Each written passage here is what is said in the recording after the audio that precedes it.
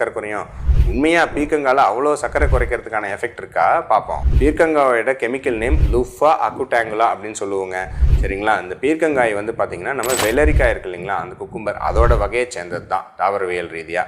So இதுக்கெல்லாம் வந்து உங்களுக்கு சர்க்கரை குறைக்கக்கூடிய காம்பவுண்ட்ஸ் ஏதாவது இருக்கான்னா இதில் விசேஷமான பொருட்கள் அல்லது கெமிக்கல்ஸ் அப்படின்னு எது கிடையாது. பொதுவாக காய்கறிகள் இருக்கக்கூடிய ஃப்ளேவனாய்ட்ஸ், சப்போனின் அந்த மாதிரியான ஆன்டி ஆக்சிடென்ட் ஏற்படுத்தக்கூடிய உங்களுக்கு தன்மைகள் உள்ள பொருட்கள் இருக்குது. ஸோ பொதுவாக அதோட கெமிக்கல் காம்போசிஷன் பார்க்குற வகையில் ஏதாவது ஆராய்ச்சிகள் இருக்கா இந்த மாதிரி உங்களுக்கு பீர்க்கங்காய் சர்க்கரை குறைக்குதா அப்படின்னு வந்து பார்க்கும்போது எலிகளில் உங்களுக்கு வந்து பார்த்திங்கன்னா டயபெட்டிஸ் உண்டு பண்ண எலிகளில் இதெல்லாம் ஆராய்ச்சி பண்ணி பார்த்துருக்காங்க.